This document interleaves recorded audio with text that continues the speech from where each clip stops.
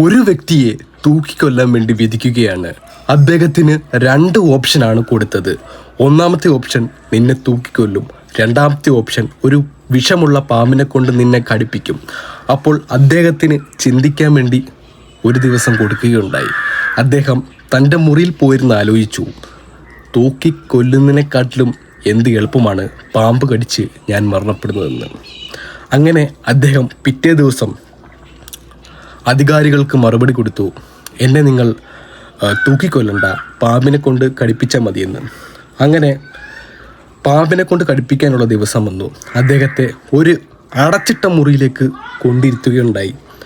അതിനുശേഷം ഒരു പാമ്പിൻ്റെ സൗണ്ട് കേട്ടപ്പോൾ തന്നെ അദ്ദേഹം കിട്ടുകിട്ടാന്ന് വിറയ്ക്കാൻ തുടങ്ങി. പെട്ടെന്ന് അദ്ദേഹത്തിൻ്റെ കാലിലെന്തോ കുത്തുകയുണ്ടായി. പെട്ടെന്ന് നിമിഷ നേരങ്ങൾ കൊണ്ട് അദ്ദേഹം പെടഞ്ഞു വീണ് മരിക്കുകയുണ്ടായി കേട്ടോ. അന്നേരമാണെങ്കിൽ എല്ലാവരും ഞെട്ടിപ്പോയി.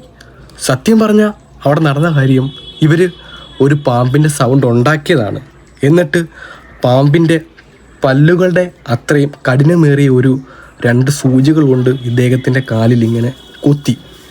അപ്പോൾ ശരിക്കും പറഞ്ഞാൽ അവിടെ പാമ്പ് കടിച്ചില്ല. പാമ്പ് കടിക്കാതെ തന്നെ ഇദ്ദേഹം മരണപ്പെടുകയുണ്ടായി. അപ്പോൾ ഇതിൻ്റെ എല്ലാം ഒരു പരീക്ഷണത്തിന് വേണ്ടിയാണ് ഇദ്ദേഹത്തെ ഇവർ ഉപയോഗിച്ചത് തന്നെ. അങ്ങനെ ഏകദേശം 3 ദിവസത്തിനുള്ളിൽ തന്നെ ഇതിൻ്റെ റിസൾട്ട് വന്നു കേട്ടോ. അതിനെ ചെക്ക് ചെയ്തപ്പോൾ എല്ലാവരും ഞെട്ടിപ്പോയി.